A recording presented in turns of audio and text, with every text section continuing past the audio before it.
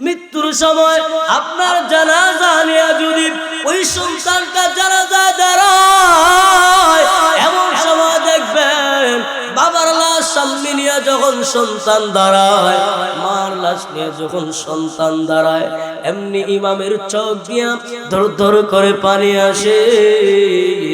এই মুহূর্তে ফেরেশতাদের আল্লাহ লক্ষ্য করে বলেন, ও আমার ফেরেশতারা, ইমাম কাঁদে কেন? ইমামের কাঁদার কারণ কি? ফেরেশতা লক্ষ্য করে বলে, ওগো আল্লাহ, সবই তো আপনি জানেন, এরপরও আপনি প্রশ্ন করেন কেন? কারণ কি?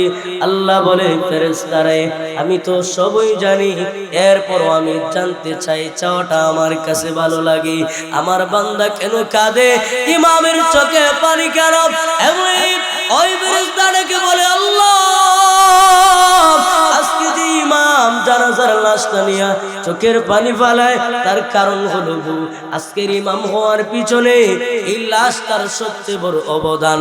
কারণ একটা সন্তানকে আলেম বানাইতে গিয়া, সন্তানকে হাফেজ বানাইতে গিয়া বাবা দিন বুজুর মানুষ রিক্সা চালাইতো অথবা কৃষি কাজ করতো, উপার্জন করে ঠিক মতো ঘর চালাইতে পারতো না, কিন্তু কোরআনের মহব্বতে আল্লাহ আপনার কোরআনের মহব্বতে একটা সন্তানকে মাদ্রাসায় দিছি, নিজে না খাইয়া ওই সন্তানটাকে মাদ্রাসায় দিয়া লালন পালন করেছে গো। এ কারণেই আজকে ওই ইমাম বাবার ওই কষ্টের কথা স্মরণ করে কাঁদি। ওগো আল্লাহ, আজকে যে ইমাম কাঁদে, তার কাঁদার কারণ হলো এই যে লাশ, যদি লাশটা মা হয়, বলে আল্লাহ, আজকে যে লাশটা দেখতেছেন, এই লাশটা হলো ইমামের মা। কারণ মা তো এমন জাতি, যে মা দুনিয়া দেখবেন বাবা সন্তানকে নিয়ে কবরে নামাইতে পারে, কিন্তু মায়ের কবরে নিয়ে যাওয়া জায়েজ না। তার কারণ হলো বাবা তার সন্তানটাকে দাফন করিয়া উঠে আসতে পারবে, কিন্তু মা সন্তানকে এত মহব্বত করে, সন্তানকে এত ভালোবাসে যে ওই মা সন্তানকে দাফন করে উঠে আসবে না, সন্তানের সাথে নিজেই লাশ হয়ে শুয়ে থাকবে। ফেরেশতারা ডেকে বলে, আল্লাহ, আজকে ইমাম কাঁদে, তার কারণ হলো ইমামের স্মরণ হয়ে গেছে। এই ইমাম যখন ছোট্ট ছিল, মাদ্রাসায় যাওয়ার সময় মা, যে মা একটা মুহূর্ত সন্তানকে চোখের আড়াল করতে চায় না, শুধুমাত্র আপনার কোরআনের মহব্বতে, আপনার মহব্বতে ওই সন্তানকে মাদ্রাসায় দিয়া, রান্না করে আঁচলটা দিয়া নিজের চোখ মুছেছে আর কান্না করেছে। আজকে ওই মায়ের কথা স্মরণ করিয়া করিয়া আজকের এই ইমাম কান্না করি। আল্লাহর নবী বলেন, এমন ভাবে যখন ইমাম কান্না করে জানাজার সামনে নিয়ে, আমার আল্লাহ ওই কোরআনের হাফেজের আলেমের মা বাবার ওই সময়ের 80 বছরের গুনাহ মাফ করে দেয়। সুবহানাল্লাহ। শুধু তাই নয়, আপনার সন্তানকে যদি আলেম অথবা হাফেজ বানান, পরকালে কত দাম। আল্লাহর নবী বলেন, কাল হাসরের ময়দান কঠিন এক ময়দান, আর সূর্য 9.30 লক্ষ মাইল দূর, তাও আবার সূর্যের সামন দিক আমাদের মধ্যে 9 ফিটটা দেওয়া, কিন্তু একটু গরম হলে আমরা সহ্য করতে পারি না। কিন্তু আসরের ময়দানে সূর্যের 12টা মুখ থাকবে জমিনের দিকে, সূর্যের তাপে মানুষের মগজগুলা বাতের মারের মতো টগবগ করতে থাকবে। জমিনটা ওই দিন তামা হয়ে যাবে, তামা হয়ে যাবে। ওই দিনের অবস্থা এমন হবে, আল্লাহ নবী বলেন, মানুষগুলা বেফানা থাকবে, দিক বেদিক ছুটাছুটি করবে, সবাই শুধু বলবে, আল্লাহুম্মা রাব্বি নাফসি, আল্লাহুম্মা রাব্বি নাফসি। আল্লাহ আমারে বাঁচাও, আল্লাহ আমারে বাঁচাও। এমনকি একটা সময় ওই দিন সবাই নিরুপায় হইয়া বলবে চলো আদম নবীর কাছে যাই। আদম নবীর কাছে যাইয়া বলবে, ওগো আদম পয়গম্বর, আপনি না আমাদের আদি পিতা, আপনি না আমাদের আদি আব্বা। আজকে কঠিন ময়দানে আমরা এই আযাব সহ্য করতে পারি না, আপনি আল্লাহর কাছে আমাদের জন্য সুপারিশ করুন। আল্লাহ যেন বিচার কার্যটা শুরু করে, হয়তো জান্নাতি অথবা জাহান্নামী হবে, ফয়সালাটা যেন হয়ে যায়। তবে এই কঠিন মুহূর্ত আর সহ্য হয় না। যে কথা বুঝাতে চাই, ওই হাসরের অবস্থাটা এমন হবে তো কঠিন। আদম আলাইহিস সালাতু ওয়াস সালাম বলবেন, না আজকের দিনে আমি এই ক্ষমতা রাখি না যে আল্লাহর কাছে সুপারিশ করব। আদম নবী তারা দিবেন, একে একে মূসা নবীর কাছে যাবে, পয়গম্বর ইব্রাহিম আলাইহিস সালাতু ওয়াস সালামের কাছেও যাবে, কেউ সুপারিশ করবে না। সংক্ষেপে বলতেছি, একটা সময় আমাদের নবীর কাছে যাবে আল্লাহ নবী, উম্মতের নবী, মায়ার নবী, দরদি নবী আমার সাজদায় পরে কান্না করবেন, আল্লাহুম্মা উম্মতি,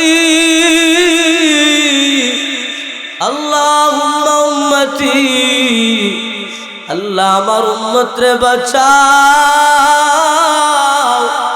আল্লাহ আমার উম্মত রে বাঁচাও। তখন আমার আপনার নবীর সুপারিশ গ্রহণ করিয়া আল্লাহ রাব্বুল আলামিন বিচার কার্য শুরু করে দিবেন। ওই কঠিন হাসরের মাঠে যারা তাদের সন্তানকে এইরকম পুরানগাঁও আজিজিয়া মাদ্রাসার মতো মাদ্রাসায় পড়াইয়া হাফেজ অথবা আলেম বানাইবে, কাল কিয়ামতের ওই কঠিন ময়দানে আল্লাহ রাব্বুল আলামিন এই কঠিন পরিস্থিতিতে ওই হাফেজ এবং আলেমের মা এবং বাবার মাথায় নূরের দুইটা টুপি পরায় দিবে। সুবহানাল্লাহ।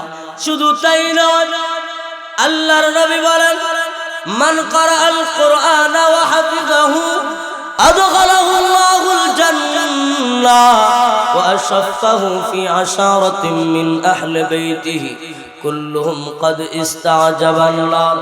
কেউ যদি তার সন্তানকে হাফেজ বানায়, যদি আপনার সন্তানটাকে এইরকম আজিজিয়া মাদ্রাসায় পড়ায় কোরআনের হাফেজ বানাইতে পারেন, আল্লাহ নবী বলেন কাল হাসরের ময়দানে কোরআনের হাফেজ এমন 10 জন ব্যক্তিকে সুপারিশ কইরা আল্লাহর তৈরি জান্নাতের মেহমান বানাইবে, কুল্লুহুম ক্বাদ ইস্তাজাবান নার। রাসূল বলেন এমন 10 জনকে জান্নাতি বানাবে যাদের প্রত্যেকের উপর জাহান্নাম ওয়াজিব হয়ে গিয়েছে। তো আসুন আমি আপনাদের সম্মুখে সূরা আল ইমরান থেকে একখানা আয়াতে কারিমা তেলাওয়াত করছি। এই আয়াতে আল্লাহ রাব্বুল আলামিন বলেন, লাকাদ মান্নাল্লাহু আলাল মুমিনিন ইয বাআসা ফীহিম রাসূলাম মিন আনফুসিহিম। আল্লাহ তাআলা এই আয়াতে বলেন, নিশ্চয়ই নিশ্চয়ই মান্নাল্লাহু আলাল মুমিনিন, আমি আল্লাহ দয়া করেছি, অনুগ্রহ করেছি, আলাল মুমিনিন, মুমিনদের উপর। দেখেন আল্লাহ এখানে তাকিদ দিয়ে তাওবার 2 বার লাম তাকিদ সাব তাকিদ ব্যবহার করে আল্লাহ বলেন অবশ্যই অবশ্যই আমি আল্লাহ দয়া এবং অনুগ্রহ করেছি। কিভাবে অনুগ্রহ করেছেন? আল্লাহ পরের অংশে বলেন, ইয বাআসা ফীহিম রাসূলা, আমি আল্লাহ আমার পক্ষ থেকে তাদের জন্য রাসূল প্রেরণ করে। সুবহানাল্লাহ বলেন। কারণ আমার আপনার রাসূল যদি না হতেন আপনারা কষ্ট নেবেন না, হয়তো আওয়াজে একটু সেটআপের কারণে আপনাদের কানে লাগতে পারে, আর আওয়াজ যদি না হয়, আমার কানে আওয়াজ না পৌঁছে, আমি যদি কথা বলতে একটু হেল্প না পাই, তাহলে কিন্তু আমি 10 মিনিট কথা বলতে পারবো না। কারণ তা মাইকে কথা বলার ধরন কিন্তু এক না। আপনারা হয়তো বুঝতেছেন না, আর কেউ যদি আমার চেহারার দিকে তাকান অবশ্যই বুঝতে পারবেন এই অল্প সময় আমার কি ধরনের কষ্ট হয়েছে। খবরদার ভাইকেও ধন্যবাদ, আলহামদুলিল্লাহ এখন একটু সুবিধা হচ্ছে, আলহামদুলিল্লাহ। তো যে কথা বলছিলাম, আল্লাহ বলেন লাকাদ মান্নাল্লাহু আলাল মুমিনিন, অবশ্যই অবশ্যই আমি আল্লাহ দয়া এবং অনুগ্রহ করেছি মুমিনদের উপর। কিভাবে? ইযবাতা ফীহিম রাসূলা, আল্লাহ বলেন আমি আল্লাহ আমার পক্ষ থেকে তাদের জন্য রাসূল প্রেরণ করে। কারণ আমার আপনার রাসূলের যদি আগমন না ঘটতো তাহলে এই জাতির জনগোষ্ঠীর পরিবর্তন হতো না। আমার আপনার নবীর আগমনের মাধ্যমেই, আমার আপনার নবীর আবির্ভাবের মাধ্যমেই এই জগৎবাসীর পরিবর্তন আমার আল্লাহ ঘটাইছেন। কথা বলেন ঠিক কিনা? শুধু তাই নয়, আল্লাহ পরের অংশে বলেন মিন আনফুসিহিম, ও দুনিয়ার মানুষ শুনো শুনো শুনো, আমি আল্লাহ তোমাদের উপর কেমন অনুগ্রহ করেছি, আমি আল্লাহ তোমাদের উপর কেমন দয়া করেছি। দেখো তোমাদের জন্য আমি আল্লাহ রাসূল প্রেরণ করেছি, আবার এই রাসূলকে তোমাদের মধ্য থেকে প্রেরণ করেছি। কারণ রাসূলকে যদি আল্লাহ অন্য কোনো জাতি থেকে কথার কথা ফেরেশতাদের মধ্য থেকে যদি রাসূল প্রেরণ করতেন তাহলে দেখতেন যে রাসূল ফেরেশতাদের পক্ষ থেকে হলে মানুষের অবস্থা, মানুষের দুঃখ সুখ বুঝা ফেরেশতাদের জন্য সক্ষম হতো না। এ কারণেই আল্লাহ বলেন ও দুনিয়ার মানুষ, আমি আল্লাহ অন্য কোনো জাতি থেকে নয়, আমি আল্লাহ তোমাদের মধ্য থেকেই তোমাদের জন্য রাসূল প্রেরণ করে তোমাদের উপর দয়া আর অনুগ্রহ করলাম। সুবহানাল্লাহ। এখন প্রশ্ন হলো রাসূল আসলেন কেন? রাসূলকে এই দুনিয়াতে পাঠানোর যতগুলা কারণের মধ্যে প্রধান কারণ, এই দুনিয়ায় পাঠানোর প্রধান কারণ হলো পথ ভোলা মানুষকে সঠিক পথ দেখানো, হক সঠিক পথ দেখানো, এক আল্লাহ চিনানো, পরকালে জান্নাতের অধিবাসী বানানো, জান্নাতি বানানো এবং এই পৃথিবীতে এই জমিনে শান্তি প্রতিষ্ঠা করা। তাইলে আমরাও শান্তি চাই, চাই কি চাই না? তো শান্তি চাইলে কি স্লোগান দিয়া শান্তি প্রতিষ্ঠা করা যায়? দেখা যায় দুনিয়ার মানুষ, আপনাদের মনে আওয়াজে ওনাদের অসুবিধা হচ্ছে, এই আওয়াজটা কমায় দিন, আমারই কষ্ট হোক সমস্যা নাই। তো শুনেন, যাই আসে না মানুষে বলে বাঘের বাচ্চা দুইটাই কাজে আসে, এতগুলার প্রয়োজন নাই। ওয়াজে আসার মূল উদ্দেশ্য হইল যে ইখলাসের নিয়তে দুই একটা কথা শোনা, এগুলার উপর আমল করা। আমরা যারা আসি প্রত্যেকে ইখলাসের সাথে এক দুইটা কথা যাই শুনবো তা যেন আমাদের নাজাতের জরিয়া হয়, উসিলা হয়। আল্লাহ তাআলা কবুল করুন, সকলে বলুন আমিন। আর একটু জোরে বলেন আমিন। তো যেই কথা বলতেছিলাম, রাসূলকে আল্লাহ শান্তি প্রতিষ্ঠার জন্য প্রেরণ করেছেন। আজকে দুনিয়ার সমাজে আমরা সবাই শান্তি চাই, কিন্তু শান্তি কোন পথে আসে, কোন রাস্তায় আসে, সেই রাস্তা অবলম্বন করতে আমরা ভুল করি। এ কারণেই আজকে আমাদের সমাজে শান্তি আসে না। তাহলে শান্তি কিভাবে আসবে? শান্তি আসার জন্য আল্লাহ রাব্বুল আলামিন তার কোরআনে কারীমের মধ্যে বিভিন্ন সময়ে বিভিন্ন জায়গায় আল্লাহ বিভিন্ন নির্দেশ দিয়েছেন। এমনি ভাবে আমার তেলাওয়াতকৃত আয়াতের মধ্যে আল্লাহ চারটা প্রেসক্রিপশন বা চারটা মূলনীতি দিয়েছেন। এই মূলনীতিগুলা যদি সমাজের ভিতরে বাস্তবায়ন করা যায়, সমাজের ভিতরেও আল্লাহ শান্তি দান করবেন। সুবহানাল্লাহ। বারবার এজন্য লক্ষ্য করে দেখুন, আল্লাহ তার নবীকে লক্ষ্য করে বলেন, ওগো নবীজি, আমি আল্লাহ আপনাকে চারটা প্রেসক্রিপশন বা মূলনীতি দিলাম। যদি আপনি শান্তির সমাজ প্রতিষ্ঠা করতে চান, ওগো নবীজি, যদি আপনি সমাজে শান্তি প্রতিষ্ঠা করতে চান, আমি আল্লাহর দোয়ায় চারটা মূলনীতি, চারটা প্রেসক্রিপশন বাস্তবায়ন করুন। তাহলে সমাজের ভিতরে, জমিনের ভিতরে আমি আল্লাহ শান্তি দিয়া দিব, এতে কোনো সন্দেহ নাই। সুবহানাল্লাহ। আজকে আমরাও শান্তি চাই। শান্তির জন্য অনেকে বিভিন্ন বাজারে যায়, বাবার বাজারে যায়, বলে বাবা শান্তি দাও। ঘরে অশান্তি, স্বামী স্ত্রী মিল নাই, অশান্তি আছে না নাই? কথা বলেন। এই শান্তির জন্য অনেক মহিলা বাবার মাজারে যায়, অনেকের সন্তান হয় না তো বাবার মাজারে যায় শান্তি খুঁজে। আসলে শান্তিগঞ্জ তো আপনাদের সুনামগঞ্জের ভিতরেই, শান্তিগঞ্জ গেলে কি শান্তি পাওয়া যায়? না না, শান্তি পেতে হলে আল্লাহর দেওয়া বিধান ফলো করতে হবে, আল্লাহর দেওয়া রাস্তায় শান্তি তালাশ করতে হবে। বাইরা আমার নবীকে লক্ষ্য করে বলেন, ওগো নবীজি, যদি আপনি সমাজে শান্তি প্রতিষ্ঠা করতে চান, আমি আল্লাহ 4টা মূলনীতি দিলাম, যদি সমাজে 4 মূলনীতি বাস্তবায়ন করেন তাহলে সমাজের ভিতরে শান্তি প্রতিষ্ঠিত হয়ে যাবে। 1 নাম্বার আল্লাহ বলেন ইয়াতুলু আলাইহিম আয়াতি। আল্লাহ বলেন ওগো নবীজি, যদি আপনি সমাজে শান্তি প্রতিষ্ঠা করতে চান তাহলে 1 নাম্বার মূলনীতি হলো, 1 নাম্বার তৈরি হলো ইয়াতুলু আলাইহিম আয়াতিহি। ওগো নবী, আপনি তাদের সামনে বেশি বেশি আমি আল্লাহর কালামের তেলাওয়াত করুন, সুবহানাল্লাহ। তাইলে শান্তি প্রতিষ্ঠার জন্য আল্লাহ 4 মূলনীতি দিলেন। 1 নাম্বার আল্লাহ বলেন ইয়াতুলু আলাইহিম আয়াতি। ওগো নবী, 1 নাম্বার মূলনীতি হলো, 1 নাম্বার থিওরি হলো আপনি তাদের সামনে বেশি বেশি কোরআন তেলাওয়াত করুন। যদি তাদের সামনে বেশি বেশি তেলাওয়াত করেন তাহলে এই সমাজের ভিতরে শান্তি প্রতিষ্ঠা হয়ে যাবে। আমরাও যদি আমাদের ঘরে শান্তি চাই, স্বামী স্ত্রীর অমিল, স্বামী স্ত্রীর মিল নাই, সন্তান বাবার কথা শুনে না, বাবা সন্তানের কথা শুনে না, এইভাবে আমাদের পারিবারিকভাবে অশান্তি থাকে, সমাজের ভিতরে অশান্তি থাকে। এই অশান্তিকে যদি দূর করতে হয় আল্লাহ 1 নাম্বার প্রেসক্রিপশন দিলেন ইয়াতুলু আলাইহিম আয়াতি। 1 নাম্বার প্রেসক্রিপশন আর মূলনীতি হলো আল্লাহ বলেন ওগো নবী, আপনি তাদের সামনে বেশি বেশি আল্লাহর কালামের কি করেন? তেলাওয়াত করেন। কারণ আল্লাহর কালামের তেলাওয়াতই শান্তি দিতে পারে। আল্লাহর কালামের তেলাওয়াতের মাধ্যমেই মানুষ ভুল পথ থেকে সঠিক পথে ফিরে আসতে পারে।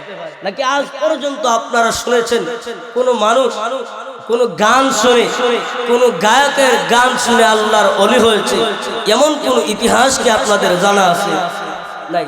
বরং এমন হাজারো ইতিহাস আছে যে আল্লাহর কালামের তেলাওয়াত শুনে, আল্লাহর কোরআনের তেলাওয়াত শুনে, আল্লাহর কোরআনের তেলাওয়াত শুনে পথভ্রষ্ট মানুষগুলা হেদায়েতের পথে চলে আসছে, আল্লাহর ওলিতে রূপান্তরিত হয়েছে। এমন ঘটনা নাই কি নাই? ইতিহাস যদি তালাশ করেন উলামায়ে কেরাম যারা আছেন ওনারা জানেন। একজন আল্লাহর ওলি ফুজাইল ইবনে আয়াজ রাহমাতুল্লাহি আলাইহি, ওনার জীবনের শুরুর দিক তেমন ভালো ছিল না। উনি ছিলেন সন্ত্রাসদের গডফাদার, অর্থাৎ সন্ত্রাস ডাকাতদের বড় ডাকাত। তো উনি ডাকাতি করতেন রাত্র গভীর বেলায়। ওনার সাঙ্গপাঙ্গ যারা আছে লোকদের বিভিন্ন জায়গায় সরাইয়া ছিটাইয়া দিতেন যে তোমরা ডাকাতি করে আসবা, আর ওই মাল যে যাই আনো আমার কাছে আইনা দিবা, আমি তোমাদেরকে বন্টন করে দিব। এইভাবে ওনার ডাকাতি চলে। তো একদিনের ঘটনা, এক মুসাফির ওই এলাকায় আসতে, এখন যাওয়ার সময় কোন এক কারণে দেরি হয়ে গেছে। এখন বেচারা ওই জঙ্গল দিয়া যাইতে হয়। আবার ওই জঙ্গলে যে ডাকাতি হয় এই এলাকার সবাই জানে। এখন বেচারা তো যাইতে হয়, সে তার বাড়িতে যাইতে হবে। তো জঙ্গলের দিক দিয়ে রওনা দিছে, আর মনে মনে বড় তসবিহ দোয়া পড়তেছে, লা ইলাহা ইল্লাল্লাহ সুবহানাকা ইন্নী কুনতু মিনাজ জালিমিন, যে আল্লাহ ডাকাত ফুজাইল ইবনে আয়াজের সাথে যেন আমার সাক্ষাৎ না হয়। কারণ যদি সাক্ষাৎ হয় তাহলে আমার মাল সামানা যা আছে সব তো নিবই, এবং আমার জানের নিরাপত্তা নাই। তো ভয় করে যাইতেছে, হঠাৎ তাকায়া দেখে ওই জঙ্গলের টিলার উপরে একজন আল্লাহর ওলি নামাজে দাঁড়ায় আছে, সুবহানাল্লাহ। তো উনি ভাবলো যে একজন আল্লাহর ওলি দেখা যায় রাত্রি বেলায় জঙ্গলে নামাজ পড়ে, তাইলে আমি এই রাত্রে কোথায় যাবো? একটু ভয় করতেছে ফুজাইল ইবনে আয়াজের, তাইলে আর আমি এই জঙ্গল দিয়া যাব না, এখানে রাত্র কাটায় নিব আল্লাহর ওলির কাছে। তো ওনার সালাম দিল, আসসালামু আলাইকুম ওয়া রাহমাতুল্লাহ। উনি মাথা নাড়ায় জবাব দিলেন, বলেন হুজুর, আমি তো মুসাফির মানুষ, বিপদে পড়ে গেছি, আপনার কাছে আমাকে কিছু সময় থাকতে দেন, আজকের রাত্রটা কাটাইতে দেন। অনুমতি, মাথা নাড়ায় অনুমতি দিছে যে থাক। অনুমতি পাওয়ার পরে তো বলে আল্লাহর ওলি মানুষ, রাত্রিবেলা তাহাজ্জুদের নামাজ পড়ে, এই ব্যক্তি তো আর বাটফার হবে না। আচ্ছা বলেন, যে তাহাজ্জুদের নামাজ পড়তেছে এই লোক বাটফার হবে এমন ধারণা কি স্বাভাবিকভাবে আসবে? আসবে না। তো ওই লোক বললো উনি আল্লাহর ওলি হবে। একথা ভাইবা বললো, হুজুর আমার কাছে কিছু টাকা পয়সা আছে, স্বর্ণ মুদ্রা আছে, এগুলো আপনার কাছে রাখতে পারি? বলে রাখো। তো তার জায়নামাজে রাখলো। রাত্র গভীর হয়ে যখন ফজরের সময়টা চলে আসলো, এই মুহূর্তে দেখে যে চতুর্দিক থেকে কিছু মানুষ আসলো ডাকাতি করে মাল সামানা নিয়া। এই যে আল্লাহর ওলি, যাকে রাত্র বেলায় আল্লাহর ওলি ভাবছিলাম, এই আল্লাহর ওলির পাশে আইনা রাখছে আর বলে, সর্দার এই নেন, আমি এইগুলো আনছি। আরেকজন বলেন, স্যার আমি এগুলো আনছি। আনার পর দেখা যায় এই আল্লাহর ওলি, চেহারা দাড়ি, মাথায় পাগড়ি, এই ব্যক্তি দেখা যায় সবাইকে মালগুলা বন্টন করে দেয় আর অর্ধেক তার জন্য রেখে দেয়। তখন এই লোক ইন্না লিল্লাহ, আমি যার বয়ে মানুষ হয় না যে ডাকাইতের বয় যে জায়গায়, ওই জায়গায় গিয়ে নাও ডুবে। তো আমারও একই হালত, একই অবস্থা। যার বয়ে আমি এই জায়গায় আশ্রয় নিলাম, দেখা যায় তারই ঘাটে আমি পড়লাম। এখন তার ভয়ে কাজ করতেছে। এখন সকাল হইছে, তখন ফুজাইল ইবনে আয়াজকে বলে, হুজুর আমার তো চলে যেতে হবে, সকাল হয়েছে, আমাকে বিদায় দাও। উনি মাথা নাড়ায় বললেন, যাও, বিদায় দিলাম। এখন ভয়ে আর এটা বলতে পারে না যে আপনার কাছে আমি রাত্র বেলা আমার স্বর্ণ মুদ্রা রেখেছিলাম, কিছু টাকা রেখেছিলাম, এগুলো আমাকে ফিরিয়ে দেন। কারণ যদি বলি আর বলি ফিরিয়ে দেন, তখন আমার জানের চাইতে কি টাকা বড়? আচ্ছা বলেন, জানের চাইতে কি টাকা বড়? আমার ওয়াজ মনে আপনারা বুঝতেছেন, জানোই। তখন সে বয়ে বয়ে বিদায় নিয়ে চলে যাইতেছে। আবার দেখবেন, যদিও আমরা বলছি যে টাকার চাইতে জান বড়, কিন্তু অনেক সময় দেখবেন হয় যে অনেক সময় জানের কোনো মূল্য নাই যদি দুনিয়ার টাকা পয়সা না থাকে। যা হওয়ার তো ভালো তাই হবে, তুই যা দেখি টাকাটা তো আমার, দিলাইলে তো দিতেও পারে। সিলেটি মানুষ কথা অবশ্যই বুঝবা। তো বয়ে বয়ে গিয়া বলতেছে, হুজুর রাত্রিবেলা যে আমি রাখছিলাম, এগুলা কি নিতে পারি? নিয়ে আনো। তোমার হাত তো দিয়াও দেয় না, হাত দিলে যদি চাকু দিয়ে কুফটা দে, ভিতরে কাঁপতেছে। তখন ফুজাইল ইবনে আয়াজ বলে, রে মুসাফির, তোমার ভয় পাইতে হবে না, নির্ভয়ে নিয়ে যাও। সে তার মাল সামানে নিয়ে রওনা দিছে। তখন তার যে সাথী সঙ্গী ছিল, এই সাথী সঙ্গীরা অবাক হয়ে গেল যে আমরা যাকে ভয় পাই, আমরা যাকে সর্দার মানি, যিনি ডাকাতের সর্দার, ওই লোক দেখা যায় হাতের নাগালে মুরগি ভাইয়া ছেড়ে দিল, তার মাল সামানা সহ তাকে ছেড়ে দিল। বিষয় কি বুঝলাম না। ওই লোকটা কি আসলে তার কোনো আত্মীয়? তখন তাকে বলে, সর্দার সাহেব ওই লোক কি আপনার কোনো আত্মীয়? বলে না। বলে তাহলে কি আপনার চাচাতো ভাই? বলে তাও না। বলে তাইলে আপনি যে তারে বড় জামাই আদর কইরা তার সম্পত্তি সহ তারে ছেড়ে দিলেন, কারণ কি? কথা বলেন, কারণ কি? কারণ আছে না নাই? তখন ওই লোকটা বলে, রে দেখ, আমার চেহারা দাড়ি, মাথায় পাগড়ি, পরনে পাঞ্জাবি, এই অবস্থায় যদি আমি তার মালটা মাইরা দেই, তাহলে কাল ফজরের পর যখন সে রাস্তা দিয়ে হাঁটবে, আর যখন নবীর কোন ওয়ারিস আল্লাহ ওয়ালা আলেমদেরকে দেখবে, দেখার পরেই ওই লোকটা বলবে, দেখ দেখ ডাকাতের সর্দার আসতেছে। হে আমার সাথী সঙ্গী শুন, আমি চাইলেই তার মাল সামানা রেখে দিতে পারতাম, কিন্তু এ কারণেই রাখতেছি না, কারণ আমি ডাকাত হতে পারি, কিন্তু আমি মুসলমান। আমি চাই না আমার কারণে আমার রাসূলের সুন্নতের অপমান হোক। আমি চাই না আমার কারণে আমার রাসূলের ওয়ারিসদের অপমান হোক।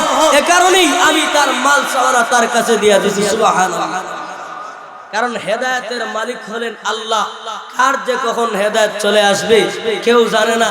আল্লাহর কুদরতি ফাইলে কিন্তু এই ফুজাইল ইবনে আয়াজের নামটা তখন উইটা গেছে। সামানা বন্টন করার পরে ফুজাইল ইবনে আয়াজ তার বাড়ির দিকে রওনা দিচ্ছে।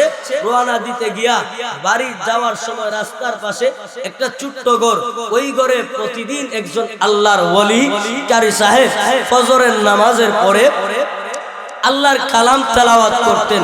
তো তেলাওয়াত প্রতিদিনও করেন। উনি ওই দিন যাওয়ার সময় লক্ষ্য করেন, শুনেন, উনি এমন একটা আয়াত তেলাওয়াত করলেন যে আয়াত তেলাওয়াত শুনা ওনার দিলের মধ্যে যেমন কেমন জানি একটা ধাক্কা মারলো। উনি আর সামনের দিকে না যাইয়া জায়গায় দাঁড়ায় গেলেন। সুবহানাল্লাহ। কোন আয়াত উনি বলেন? আলাম ইয়ানিল লাযীনা আমানু تخشى قلوبهم أن تخشى قلوبهم لذكر الله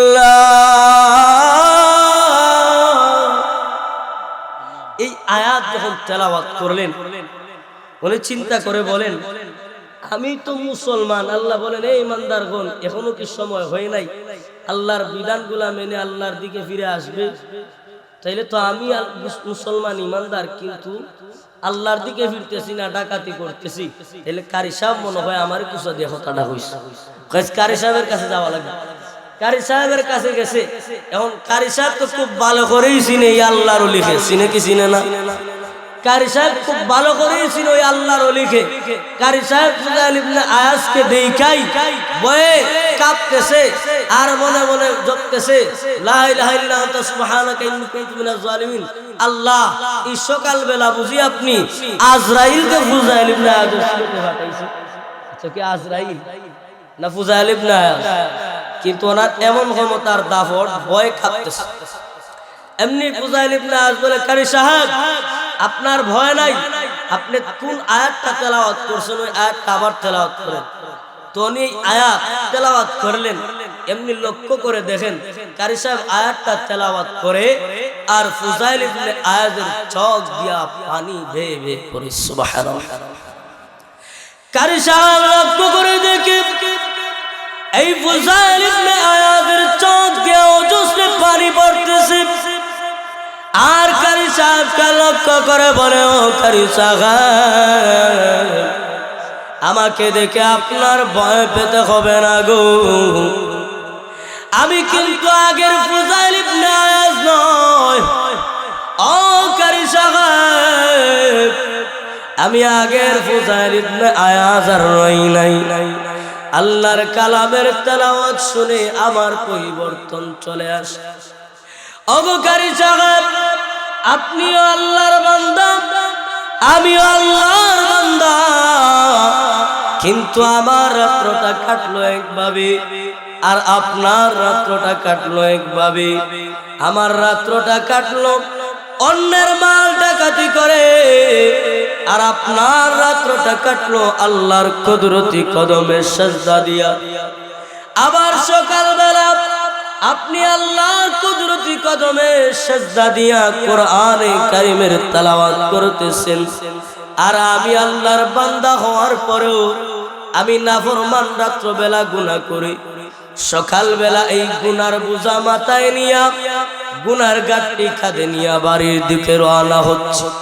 হ্যাঁ কারি সাহেব এই মুহূর্তে যদি আমার মরণ হয়ে যায়, যদি আজরাইল আমার কাছে আগমন করি আর এই মুহূর্তে যদি আমি পৃথিবী থেকে বিদায় হয়ে যাই, তাহলে আমার কবরের কি হালত হবে? যাদের জন্য আমি এই ধন সম্পদ আমি তৈরি করতেছি, জমাইতেছি, আমার ছেলে মেয়ে কেউ তো আমার কাজে আসবে না। ও কারি সাহেব আমার বুঝে আসছে আমি তওবা করতে চাই, আপনি আমাকে তওবা পড়া দেন। আর আপনার কাছে ওয়াদা করলাম জিন্দেগির জন্য ডাকাতি ছেড়ে দিলাম, যতদিন বেঁচে থাকবো আর কখনো আমি এই পথে পা বাড়াবো না।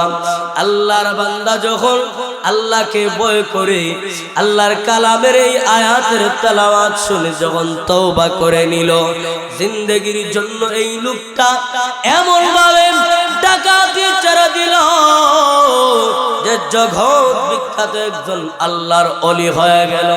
ভাইরা আমার, যেই কথাটা বুঝাতে চেয়েছিলাম, আমরা প্রত্যেকেই শান্তি চাই, ঘরে শান্তি চাই, সমাজে শান্তি চাই, রাষ্ট্রে শান্তি চাই। আল্লাহ বলেন নবীজি যদি ঘরে এবং সমাজে শান্তি প্রতিষ্ঠা করতে হয়, আমি আল্লাহ 4টা মূলনীতি দিলাম।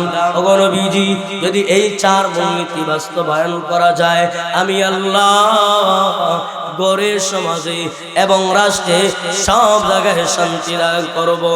এই 4 মূলনীতির এক মূলনীতি আল্লাহ বলেন ইয়াতুলু আলাইহিম আয়াতিহি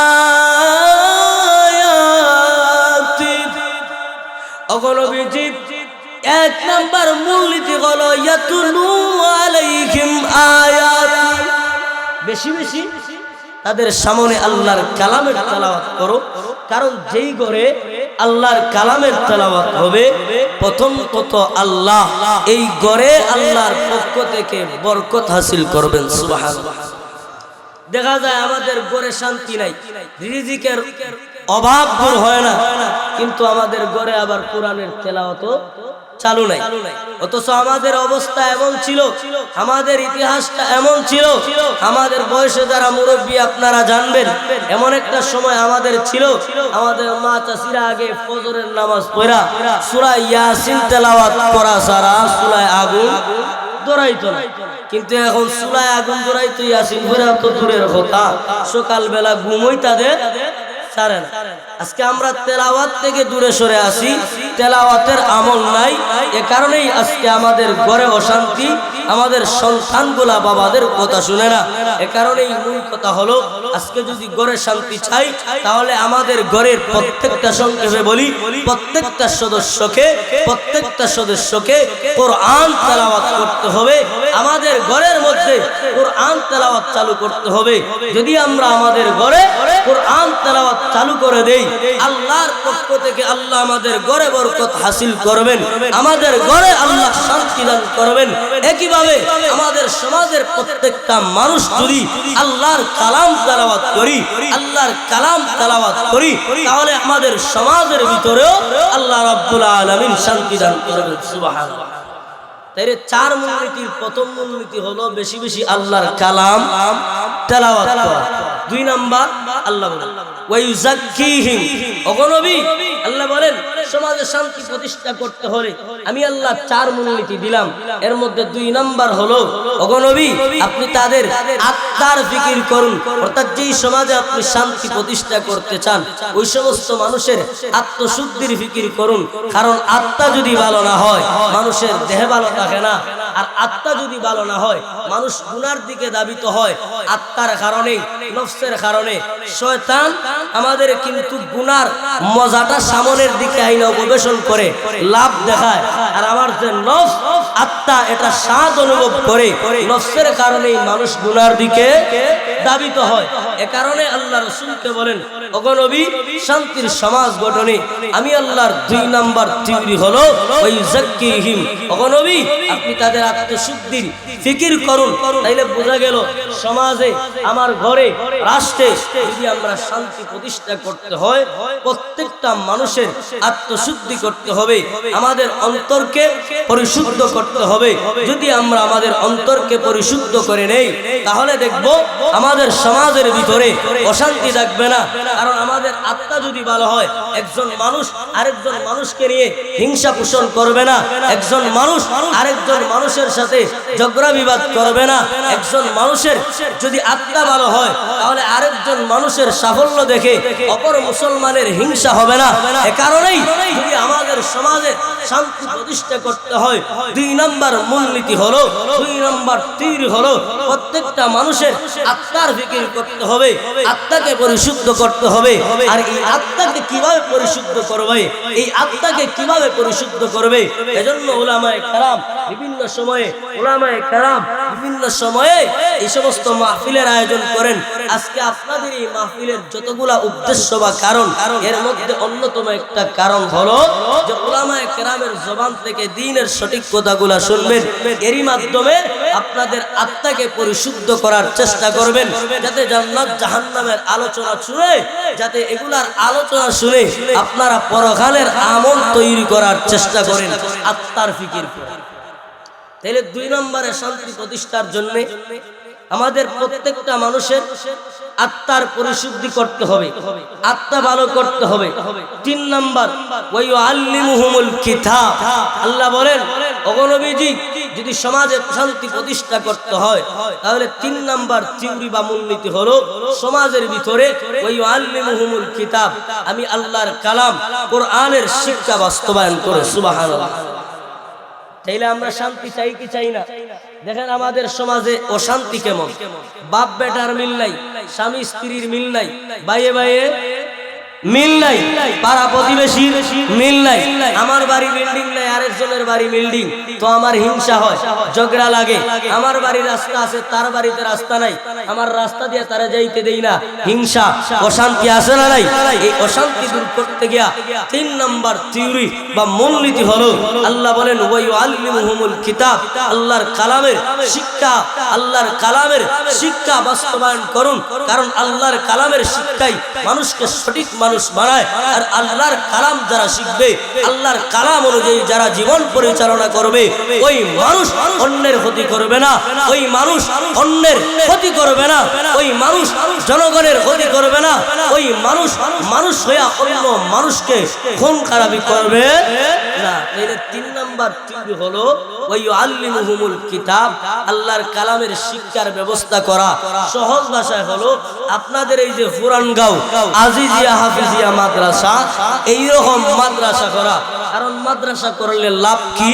মাদ্রাসা করলে প্রথমত দেখেন এই এলাকার যত আযাব গজব আছে, আল্লাহ রাব্বুল আলামিন আপনাদের এই এলাকার মাদ্রাসার হাফেজ কোরআনের ছাত্রদের কোরআনের তেলাওয়াতের কারণে অনেক সময় নাফরমানরা গুনাহ করে, আল্লাহ চায় গজব দিয়া ধ্বংস করে দিতে, কিন্তু রাত্র গভীর 3টা-4টার সময় আপনাদের এই মাদ্রাসার ছোট ছোট নাবালেগ বাচ্চারা যখন ঠান্ডার পানি দিয়া ওযু বানাইয়া নামাজ পড়ে, অতঃপর কোরআন তেলাওয়াত করে, তখন আমার আল্লাহর কুদরতি অন্তরে মায়া লেগে যায়। আর আল্লাহ বলে, ও ফেরেশতারা, এই কোরআন গাবে গজব দিও না, কারণ ওই জায়গায় আমার মায়ার বান্দারা কোরআন তেলাওয়াত করে। সুবহানাল্লাহ বলে। তাইলে আল্লাহ বলেন শান্তির জন্য 3 নাম্বার থিওরি ওয়ায়ুআল্লিমুহুমুল কিতাব, আল্লাহর কালাম শিক্ষার ব্যবস্থা বাস্তবায়ন করা, অর্থাৎ এরকম দ্বীনি মাদ্রাসা করা। তাহলে এই মাদ্রাসা করলে লাভ আছে না নাই? এই মাদ্রাসায় পড়লে লাভ আছে না নাই? এই মাদ্রাসায় পড়লে কেমন লাভ দেখুন সংক্ষেপে বলি, যে আমরা তো শুধু দুনিয়ামুখী, দুনিয়ার লাভটাই দেখি, নগদ লাভ দেখি। দেখেন এ কারণেই আমরা বেশিরভাগই জেনারেল শিক্ষার দিকে ধাবিত হই। আমি একথা বলি না যে আপনারা আপনাদের সন্তানকে স্কুলে পড়ায়েন না, আমি একথা বলি না যে আপনারা আপনাদের সন্তানদেরকে ভার্সিটিতে পড়ায়েন না, বরং আমি বলবো আপনার সন্তানকে কলেজে পড়ান, আপনার সন্তানকে স্কুলে পড়ান, আপনার সন্তানকে ভার্সিটিতে পড়ান। কারণ আপনার সন্তান যখন স্কুলে পড়বে, আপনার সন্তান যখন ভার্সিটিতে পড়বে, এই সন্তানটা একটা সময় ডাক্তার হবে, এই সন্তানটা একটা সময় মেম্বার হবে, এই সন্তানটা একটা সময় চেয়ারম্যান হবে। এই সন্তান মুসলমানের জন্য গৌরব। এই সন্তানটা যখন ডাক্তার হবে, তখন গোটা বেঈমান ডাক্তাররা যদি বলে মুসলমানের চিকিৎসা করব না, তখন আমার ওই মুসলমান সন্তানটা বলবে, হে বেঈমানেরা, তোমরা যদি আমরা মুসলমানের চিকিৎসা না করো, আলহামদুলিল্লাহ আমরা মুসলমানের ভিতরেও ডাক্তার আছি, আলহামদুলিল্লাহ। এজন্য মুসলমানের সন্তান জেনারেল লাইনে পড়ে ডাক্তার হবে, খুশির সংবাদ হবে। আমরাও চাই জেনারেল লাইনে পড়ুক, আমরাও চাই, তবে প্রাথমিক শিক্ষা তাকে কোরআনের শিক্ষা দিতে হবে। কারণ আপনার সন্তানটাকে যদি কোরআনের শিক্ষা দিয়া কোরআনের শিক্ষা দিয়া অতঃপর আপনি জেনারেল লাইনের শিক্ষা গ্রহণ করান, এই সন্তান একটা সময় মেম্বারও যদি হয়, জনগণের মাল মাইরা খাবে না। ওই সন্তানটা যদি চেয়ারম্যান হয়, তাহলে রাস্তার মাল গাইরা খাবে না। ওই সন্তানটা এমপি হইল রডের বদলে বাস, বুঝুন না, রডের বদলে বাস দিবে না। কেন? কারণ যার ভিতরে আল্লাহর কালাম থাকবে, আল্লাহর কালামের আসর থাকবে, আল্লাহর দ্বীনের শিক্ষা থাকবে, ওই সন্তান দুর্নীতি করবে না। আল্লাহ এই থেকে দুর্নীতি থেকে তাকে হেফাজত করবেন। এজন্য বলি যে আমরা দ্বীনি লাইনের মূল্য দেই না, দুনিয়ার লাইনের মূল্য দেই।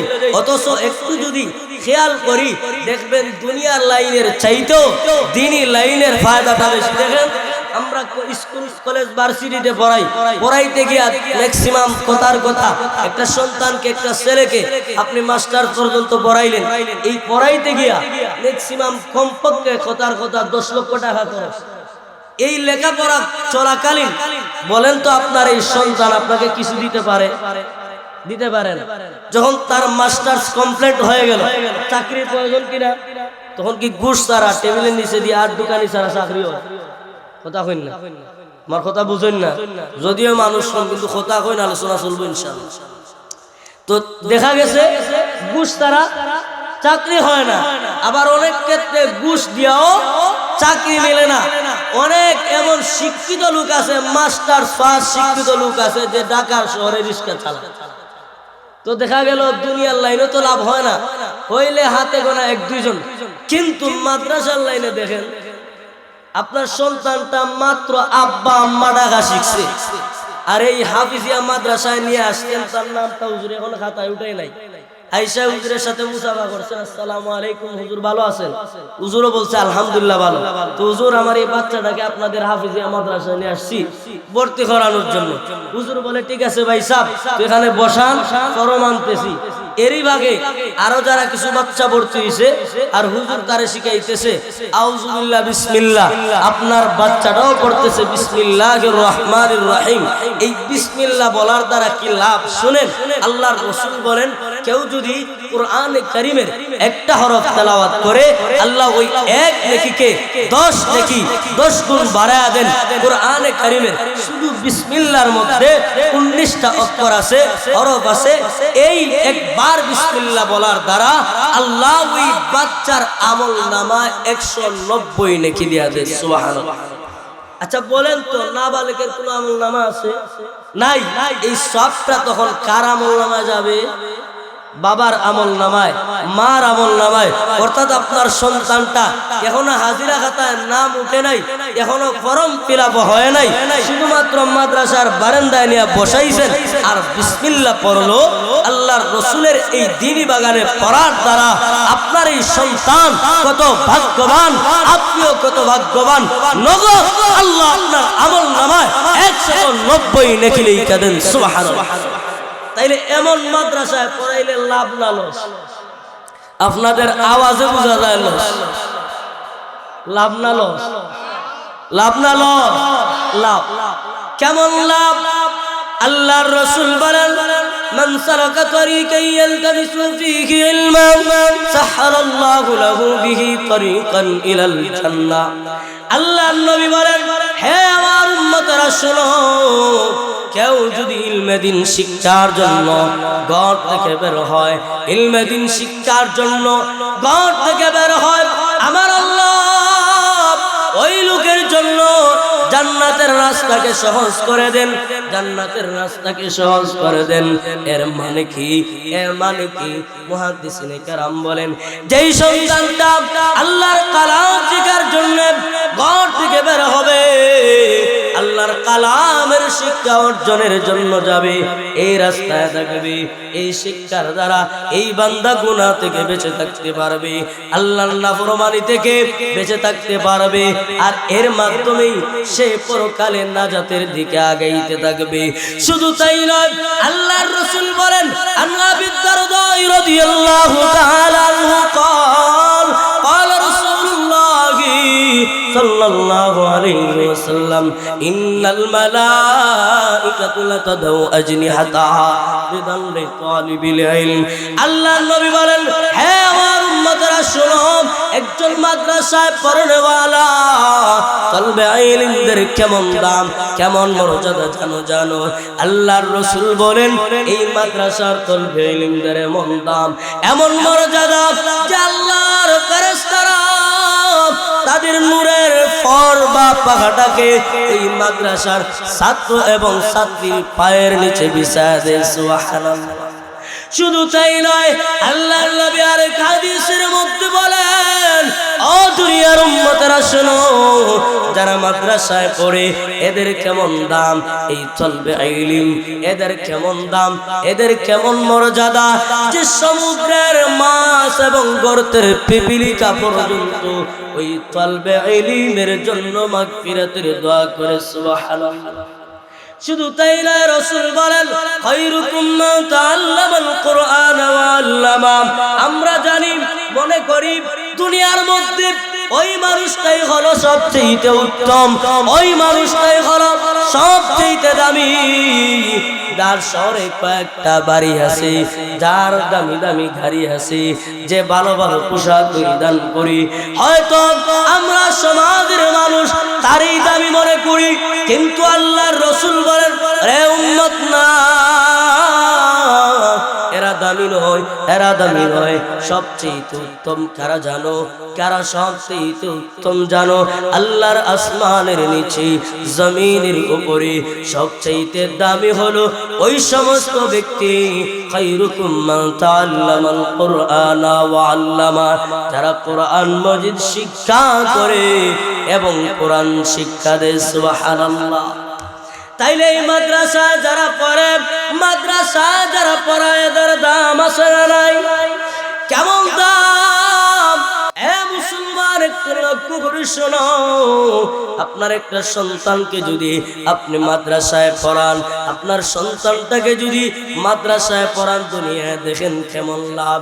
যদি আপনার সন্তানকে মাদ্রাসায় পড়ানো ওই সন্তানটা আলেম অথবা হাফেজ হয়, মৃত্যুর সময় আপনার জানাজা নিয়ে যদি ওই সন্তানটা জানাজা দাঁড়ায়, এমন সময় দেখবেন বাবার লাশ সামনে নিয়ে যখন সন্তান দাঁড়ায়, মার লাশ নিয়ে যখন সন্তান দাঁড়ায়, এমনি ইমামের চোখ দিয়া ধর ধর করে পানি আসে। এই মুহূর্তে ফেরেশতাদের আল্লাহ লক্ষ্য করে বলেন, ও আমার ফেরেশতারা, ইমাম কাঁদে কেন? ইমামের কাঁদার কারণ কি? ফেরেশতা লক্ষ্য করে বলে, ওগো আল্লাহ, সবই তো আপনি জানেন, এরপরও আপনি প্রশ্ন করেন কেন? কারণ কি? আল্লাহ বলে, ফেরেশতারে, আমি তো সবই জানি, এরপরও আমি জানতে চাই, চাওয়াটা আমার কাছে ভালো লাগে, আমার বান্দা কেন কাঁদে, ইমামের চোখে পানি কেন? এমনি ওই ফেরেশতাকে বলে, আল্লাহ, আজকে যে ইমাম জানাজার লাশটা নিয়ে চোখের পানি ফালায়, তার কারণ হলো আজকের ইমাম হওয়ার পিছনে এই লাশটার সবচেয়ে বড় অবদান। কারণ একটা সন্তানকে আলেম বানাইতে গিয়া, সন্তানকে হাফেজ বানাইতে গিয়া বাবা দিন বুজুর মানুষ রিক্সা চালাইতো অথবা কৃষি কাজ করতো, উপার্জন করে ঠিক মতো ঘর চালাইতে পারতো না, কিন্তু কোরআনের মহব্বতে আল্লাহ আপনার কোরআনের মহব্বতে একটা সন্তানকে মাদ্রাসায় দিছে, দিছে না খাইয়া ওই সন্তানটাকে মাদ্রাসায় দিয়া লালন পালন করেছে গো। এ কারণেই আজকে ওই ইমাম বাবার ওই কষ্টের কথা স্মরণ করে কাঁদি। ওগো আল্লাহ, আজকে যে ইমাম কাঁদে, তার কাঁদার কারণ হলো এই যে লাশ, যদি লাশটা মা হয়, বলে আল্লাহ, আজকে যে লাশটা দেখতেছেন, এই লাশটা হলো ইমামের মা। কারণ মা তো এমন জাতি, যে মা দুনিয়া দেখবেন বাবা সন্তানকে নিয়ে কবরে নামাইতে পারে, কিন্তু মায়ের কবরে নিয়ে যাওয়া জায়েজ না। তার কারণ হলো বাবা তার সন্তানটাকে দাফন করিয়া উঠে আসতে পারবে, কিন্তু মা সন্তানকে এত মহব্বত করে, সন্তানকে এত ভালোবাসে যে ওই মা সন্তানকে দাফন করে উঠে আসবে না, সন্তানের সাথে নিজেই লাশ হয়ে শুয়ে থাকবে। ফেরেশতারা ডেকে বলে, আল্লাহ, আজকে ইমাম কাঁদে, তার কারণ হলো ইমামের স্মরণ হয়ে গেছে। এই ইমাম যখন ছোট্ট ছিল, মাদ্রাসায় যাওয়ার সময় মা, যে মা একটা মুহূর্ত সন্তানকে চোখের আড়াল করতে চায় না, শুধুমাত্র আপনার কোরআনের মহব্বতে, আপনার মহব্বতে ওই সন্তানকে মাদ্রাসায় দিয়া, রান্না করে আঁচলটা দিয়া নিজের চোখ মুছেছে আর কান্না করেছে। আজকে ওই মায়ের কথা স্মরণ করিয়া করিয়া আজকের এই ইমাম কান্না করি। আল্লাহর নবী বলেন, এমন ভাবে যখন ইমাম কান্না করে জানাজার সামনে নিয়ে, আমার আল্লাহ ওই কোরআনের হাফেজের আলেমের মা বাবার ওই সময়ের 80 বছরের গুনাহ মাফ করে দেয়। সুবহানাল্লাহ। শুধু তাই নয়, আপনার সন্তানকে যদি আলেম অথবা হাফেজ বানান, পরকালে কত দাম। আল্লাহর নবী বলেন, কাল হাসরের ময়দান কঠিন এক ময়দান, আর সূর্য 9.30 লক্ষ মাইল দূর। তাও আবার সূর্যের সামন দিক আমাদের মধ্যে 9 ফিটটা দেওয়া, কিন্তু একটু গরম হলে আমরা সহ্য করতে পারি না। কিন্তু আসরের ময়দানে সূর্যের 12টা মুখ থাকবে জমিনের দিকে, সূর্যের তাপে মানুষের মগজগুলা বাতের মারের মতো টগবগ করতে থাকবে। জমিনটা ওই দিন তামা হয়ে যাবে, তামা হয়ে যাবে। ওই দিনের অবস্থা এমন হবে, আল্লাহ নবী বলেন, মানুষগুলা বেফানা থাকবে, দিক বেদিক ছুটাছুটি করবে। সবাই শুধু বলবে, আল্লাহুম্মা রাব্বি নাফসি, আল্লাহুম্মা রাব্বি নাফসি, আল্লাহ আমারে বাঁচাও, আল্লাহ আমারে বাঁচাও। এমনকি একটা সময় ওই দিন সবাই নিরুপায় হইয়া বলবে, চলো আদম নবীর কাছে যাই। আদম নবীর কাছে যাইয়া বলবে, ওগো আদম পয়গম্বর, আপনি না আমাদের আদি পিতা, আপনি না আমাদের আদি আব্বা। আজকে কঠিন ময়দানে আমরা এই আযাব সহ্য করতে পারি না, আপনি আল্লাহর কাছে আমাদের জন্য সুপারিশ করুন। আল্লাহ যেন বিচার কার্যটা শুরু করে, হয়তো জান্নাতি অথবা জাহান্নামী হবে, ফয়সালাটা যেন হয়ে যায়। তবে এই কঠিন মুহূর্ত আর সহ্য হয় না। যে কথা বুঝাতে চাই, ওই হাসরের অবস্থাটা এমন হবে, তো কঠিন। আদম আলাইহিস সালাতু ওয়াস সালাম বলবেন, না, আজকের দিনে আমি এই ক্ষমতা রাখি না যে আল্লাহর কাছে সুপারিশ করব। আদম নবী তারা দিবেন, একে একে মূসা নবীর কাছে যাবে, পয়গম্বর ইব্রাহিম আলাইহিস সালাতু ওয়াস সালামের কাছেও যাবে, কেউ সুপারিশ করবে না। সংক্ষেপে বলতেছি, একটা সময় আমাদের নবীর কাছে যাবে আল্লাহ নবী, উম্মতের নবী, মায়ার নবী, দরদি নবী আমার, সাজদায় পরে কান্না করবেন, আল্লাহুম্মা উম্মতি, আল্লাহুম্মা উম্মতি, আল্লাহ আমার উম্মত রে বাঁচাও, আল্লাহ আমার উম্মত রে বাঁচাও। তখন আমার আপনার নবীর সুপারিশ গ্রহণ করিয়া আল্লাহ রাব্বুল আলামিন বিচার কার্য শুরু করে দিবেন। ওই কঠিন হাসরের মাঠে যারা তাদের সন্তানকে এইরকম পুরানগাঁও আজিজিয়া মাদ্রাসার মতো মাদ্রাসায় পড়াইয়া হাফেজ অথবা আলেম বানাইবে, কাল কিয়ামতের ওই কঠিন ময়দানে আল্লাহ রাব্বুল আলামিন এই কঠিন পরিস্থিতিতে ওই হাফেজ এবং আলেমের মা এবং বাবার মাথায় নূরের 2টা টুপি পরায় দিবে। সুবহানাল্লাহ।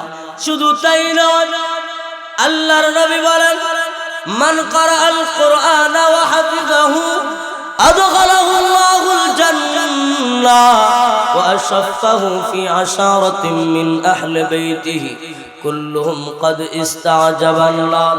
কেউ যদি তার সন্তানকে হাফেজ বানায়, যদি আপনার সন্তানটাকে এইরকম আজিজিয়া মাদ্রাসায় পড়ায় কোরআনের হাফেজ বানাইতে পারেন, আল্লাহর রাসূল বলেন একজন হাফেজের কত দাম।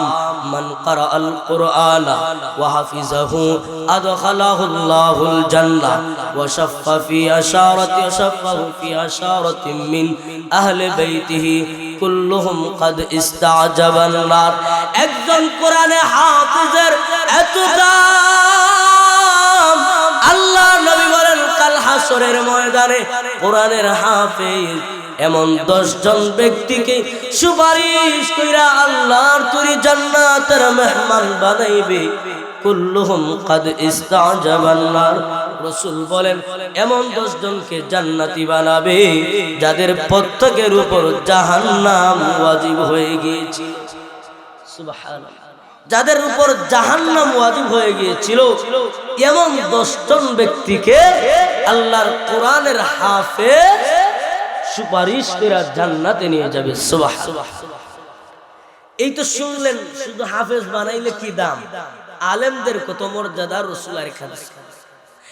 আল্লাহর রাসূল বলেন কোরআনের হাফেজদের তো এত মর্যাদা, কিন্তু একজন আলেম, যারা আলেম হবে, মুফতি হবে, মুহাদ্দিস হবে, যারা কোরআনের ব্যাখ্যা শিখবে, কোরআনের দায়ী হবে, এদের কত মর্যাদা। আম্মা আয়েশা সিদ্দিকা রাদিয়াল্লাহু তাআলা আনহা একদিন চন্দ্রীর রাত্রিতে নবীজিকে নিয়ে শুয়ে আছে খেজুর গাছের ছাল দেয়া তৈরিকৃত ঘর। আল্লাহ নবী আকাশের তারকার দিকে তাকায়া বলেন, হে আয়েশা বলো তো এই তারকার সম পরিমাণ সবের পরিমাণ কার হতে পারে? আম্মা জান আয়েশা রাদিয়াল্লাহু তাআলা আনহা মনে মনে ভাবলেন হয়তো আমার আব্বা আবু বকর রাদিয়াল্লাহু তাআলা আনহুর কথাই রাসূল বলেছেন। তখন কিন্তু রাসূল আবু বকরের কথা বলেন নাই। আল্লাহ রাসূল বলেন, আয়েশা জানো ওই আকাশের তারকার সমপরিমাণ সওয়াব হলো আমার সাহাবী হযরত ওমর রাদিয়াল্লাহু তাআলা আনহু। সুবহানাল্লাহ। এই কথা বলার পরে আল্লাহর নবী লক্ষ্য করে দেখেন যে আম্মা জান আয়েশা সিদ্দিকা রাদিয়াল্লাহু তাআলা আনহার চেহারাটা কেমন জানি মলিন হয়ে গেছে। উনি বুঝতে পারলেন জনারা বাবু করে কথা যে বলছি না, কারণ হয়তো চেহারা কালো। আল্লাহর নবী লক্ষ্য করে বলেন, আয়েশা আমি বুঝতে পেরেছি ওমরের সবের পরিণামের কথা পরিমাপের নির্ধারণ করে দিয়েছি, কিন্তু তোমার আব্বার কথা বলি না, কারণে হয়তো তোমার চেহারা কালো। আয়েশা গো শোনো, ওমরের সবের পরিমাণ দেখানোর মতো বস্তু এই পৃথিবীতে বিদ্যমান আছে, এজন্য দেখাইছি, কিন্তু আমার ওমর আমার জন্য এত ত্যাগ তিতিক্ষা স্বীকার করেছে। ইসলামের জন্য আবার আবু বকর এত ত্যাগ তিতিক্ষা স্বীকার করেছে যে আবু বকরের ত্যাগ স্বীকার করার যে তো মর্যাদা, তার তো মর্যাদা এত সব, এই মর্যাদার পরিমাপ দেখানোর মতো বস্তু এই জমিনে নাই। সুবহানাল্লাহ। আল্লাহ রাসূল ঠিক তখনই লক্ষ্য করে বলেন, হ্যাঁ ঠিক তেমনি ভাবে একজন হাফেজ কোরআন 10 জন ব্যক্তিকে জান্নাতে সুপারিশ করে আল্লাহর অনুমতি সাপেক্ষে নিয়ে যাবে। এইটা দেখানোর মতো পরিমাপ দেখানোর মতো সংখ্যা আমি রাসূল উল্লেখ করেছি, কিন্তু একজন আলেম যারা কোরআনের ব্যাখ্যাকার হবে, মুফতি হবে, মুহাদ্দিস হবে, যারা কোরআনের দায়ী হবে, এদের কত মর্যাদা। আল্লাহর রাসূল বলেন এরা একজন দুইজন নয়, কাল হাশরের ময়দানে মিশকাত শরীফের হাদিসের মধ্যে আসছে আল্লাহ 3 দলকে সুপারিশ করার অনুমতি দিবেন। 1 নম্বরে পয়গম্বরগণদেরকে, 2 নম্বর গণ হলো আল্লাহর রাসূল বলেন যে উলামায়ে কেরাম। ওই হাশরের ময়দানে 3 নম্বর শহীদগণ। এই 3 দলের সুপারিশের মধ্যে 2 নম্বর হলো উলামায়ে কেরাম। আল্লাহর রাসূল বলেন কাল হাশরের ময়দানে উলামায়ে কেরামের সুপারিশ গ্রহণ কইরা আল্লাহ অসংখ্য অগণিত জাহান্নামী বান্দা বান্দীদেরকে maaf করিয়া দিবেন। সুবহানাল্লাহ। শুধু তাই না, আল্লামা সিরাজি রাহমাতুল্লাহি আলাইহি মাওয়াইজ সিরাজিয়ার মধ্যে উল্লেখ করেছেন যে কাল হাশরের ময়দানে আল্লাহ রব্বুল আলামিন যখন বিচারকের চেয়ারে বসবেন, উলামায়ে কেরামদেরকে আল্লাহ ডাক দিবেন, রে উলামায়ে কেরাম। তখন উলামায়ে কেরাম সবাই উপস্থিত হবে। তখন আপনার এলাকার পুরান ভাইয়ের উলামায়ে কেরাম উপস্থিত হবে, আমার এলাকার উলামায়ে কেরাম উপস্থিত হবে, বাংলাদেশের উলামায়ে কেরাম উপস্থিত হবে, সৌদির উলামায়ে কেরাম উপস্থিত হবে। এক কথায় গোটা পৃথিবী উলামায়ে কেরাম উপস্থিত হবে। আল্লাহ তখন লক্ষ্য করে বলবেন, রে উলামায়ে কেরাম, আমি আল্লাহ তোমাদেরকে ইলম এজন্য দেই নাই যে তোমাদেরকে জাহান্নামে দিব।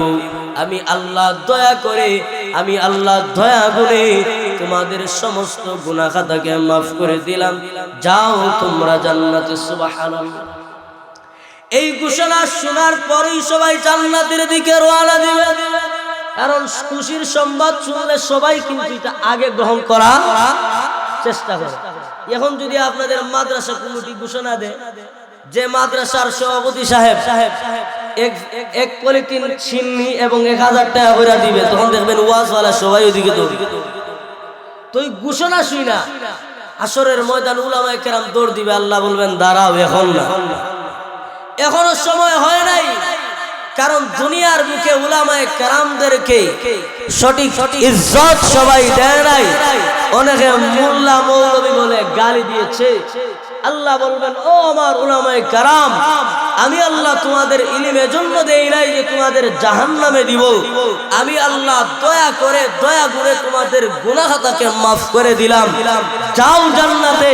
তবে এমনিতে নয়, আমি আল্লাহ তোমাদেরকে স্পেশাল কিছু পাওয়ার দিয়া দিলাম। সুবহানাল্লাহ।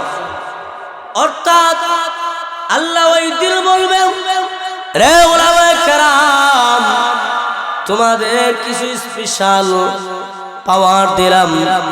দেখবেন দুনিয়ায় যদি কেউ একটা জিনিস কিনে ক্রয় করে তখন ফ্রি দেয়, ফ্রি। আল্লাহ ওই দিন স্পেশাল পাওয়ার দিবেন, রে উলামায়ে কেরাম, এই বিক্ষিপ্ত হাসরের মাঠে বলো তো তোমরা তোমাদের আত্মীয় স্বজনদেরকে দেখলে কি চিনবে? উলামায়ে কেরাম বলবে, আল্লাহ দেখলে তো চিনার কথা, কেন চিনব না? কারণ চিনতে হলে তো দেখার প্রয়োজন নয়, মানুষের কণ্ঠ শুনলেই চিনা যায়। চিনা যায় কি চিনা যায় না? কারণ কণ্ঠটা শুনলেই চিনা যায় বক্তাকে। যদি প্রমাণ না হয়, বিশ্বাস না হয়, ওয়াজ থেকে যাওয়ার সময় পরীক্ষা করেন, আব্দুল্লাহর মাকে যদি পরীক্ষা ডাকটা দেন, তখন দেখবেন আপনার বিচারি যদি আসলে আপনার সাথে ভালো সম্পর্ক থাকে, আপনারা ছিলেন, তখন আর বইতা না খেয়ে অথবা জানালা ভাই গিয়া লাইট মেরিয়া দেখতা না খেয়ে ডাকে, তখন আপনার প্রথম ডাকে চিনবা যে আরা কেউ না আমরা করো তাই। কারণ তাই কোনটা শুনে চিনতে পারছেন নি আমার তাই না, তাই মানে বুঝছেন তো আপনার মা তো কেইলা যে ঘুমাই তখন তাইলে তুই। তো ওই দিন উলামায়ে কেরাম বলবে, আল্লাহ চিনার জন্য দেখার তো প্রয়োজন নাই, কণ্ঠ শুনলেই তো চেনা যায়। আল্লাহ তখন অনুমতি দিবেন, ও উলামায়ে কেরাম যাও, তোমরা তোমাদের আত্মীয় স্বজনকে দেখে দেখে জান্নাতে নিয়ে যাও। আল্লামা আশরাফ আলী থানভী রাহমাতুল্লাহ আলাইহি বলেন, ওই দিন উলামায়ে কেরাম, যারা উলামায়ে কেরামের সাথে সম্পর্ক রাখবে, এরকম মাদ্রাসার সাথে সম্পর্ক রাখবে, ছাত্রদেরকে লজিং খাওয়াইয়া অথবা ছাত্রদের সাহায্য সহযোগিতা করিয়া যারা উলামায়ে কেরামের সাথে ভালো সম্পর্ক রাখবে, কাল ওই কঠিন মুহূর্তে আল্লাহ উলামায়ে কেরামকে আল্লাহ এই সুপারিশের ক্ষমতা দিবেন। ওই দিন উলামায়ে কেরাম সুপারিশ করবেন, আর উলামায়ে কেরামের সুপারিশে অসংখ্য অগণিত গুনাহগার বান্দা বান্দি আল্লাহর জান্নাতের মেহমান হয়ে যাবে। সুবহানাল্লাহ। তাইলে আমরা এরকম মাদ্রাসার সাথে সম্পর্ক রাখার দরকার আছে না নাই? এইরকম মাদ্রাসা প্রতিষ্ঠার দরকার আছে না নাই? এইরকম মাদ্রাসার শিক্ষা চালু থাকুক আমরা চাই কি চাই না? আল্লাহ বলেন, নবীজি যদি আপনি সমাজে শান্তি প্রতিষ্ঠা করতে চান, আমি আল্লাহ 4টা মূলনীতি দিলাম, 4টা প্রেসক্রিপশন দিলাম। যদি 4 প্রেসক্রিপশন আর মূলনীতি সমাজে বাস্তবায়ন করেন, সমাজের ভিতরে শান্তি প্রতিষ্ঠা হবে। 1 নম্বরে ইয়াতুলু আলাইহিম আয়াত। ওগো নবীজি, আপনি বলেন সমাজের ভিতরে বেশি বেশি আল্লাহর কালামের তেলাওয়াত বাস্তবায়ন করেন। 2 নম্বর ওয়াইযাক্কিহিম, যেই সমাজে আপনি শান্তি প্রতিষ্ঠা করতে চান, ওই সমাজের প্রত্যেকটা মানুষের আত্মার পরিশুদ্ধ করুন, দেখবেন সমাজে শান্তি চলে আসে। 3 নম্বর আল্লাহ বলেন, ওগো নবীজি, শান্তি যদি প্রতিষ্ঠা করতে হয়, ওয়ায়ুআল্লিমুহুমুল কিতাব, আল্লাহর কালামের শিক্ষা সমাজের ভিতরে চালু করে দিন। কারণ আল্লাহর কালামের শিক্ষার মাধ্যমেই মানুষ সঠিক মানুষ হয়।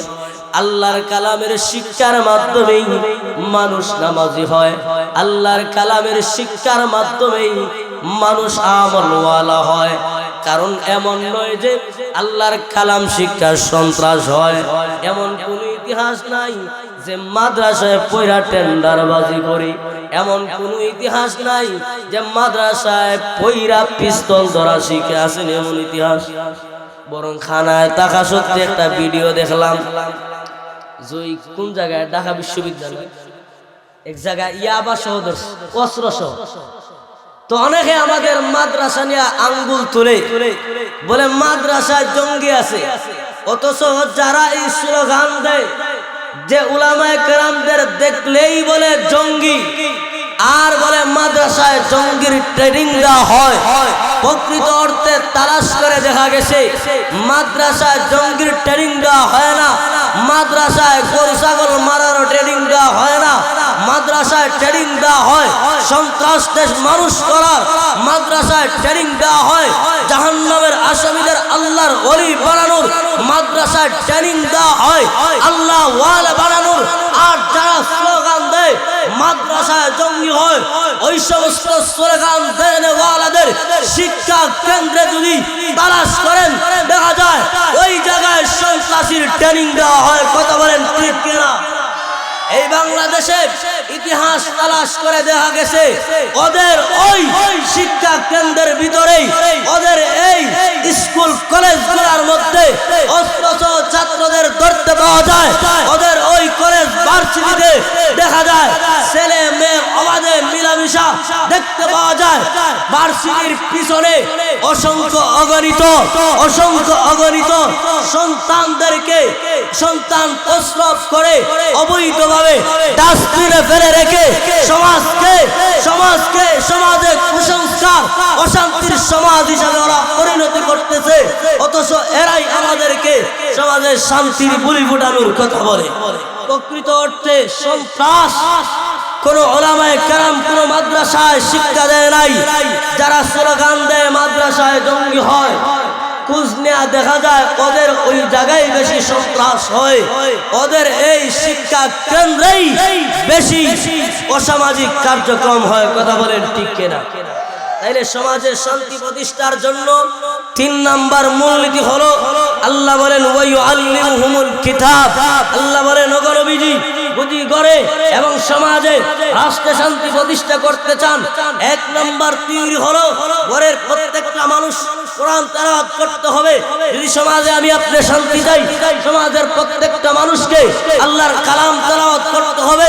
যদি রাষ্ট্রে শান্তি প্রতিষ্ঠা করতে হয়, রাষ্ট্রের পার্লামেন্টের প্রত্যেকটা এমপি মন্ত্রীকে কোরআন তেলাওয়াত করতে হবে। কোরআনের আইন অনুযায়ী, কোরআনের বিধান অনুযায়ী রাষ্ট্র পরিচালনা করতে হবে, তবেই রাষ্ট্রের ভিতরে শান্তি প্রতিষ্ঠা হবে। কথা বলেন ঠিক কিনা? কারণ আল্লাহর কালাম ব্যতীত, আল্লাহর কালামের বিধান ব্যতীত সমাজে শান্তি প্রতিষ্ঠা করা সম্ভব নয়। এই শান্তি প্রতিষ্ঠার জন্য প্রথম মূলনীতি কোরআন তেলাওয়াত করা।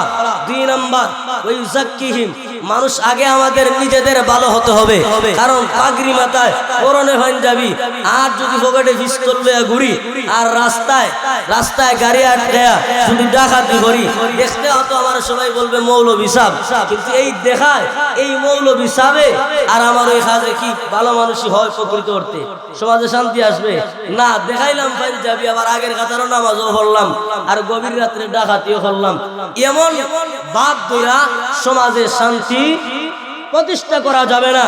আগে প্রত্যেকটা মানুষকে ভালো হতে হবে, আমি আপনি প্রত্যেকেই ভালো হতে হবে, নিজেদের অন্তর থেকে হিংসা বিদ্বেষ দূর করতে হবে।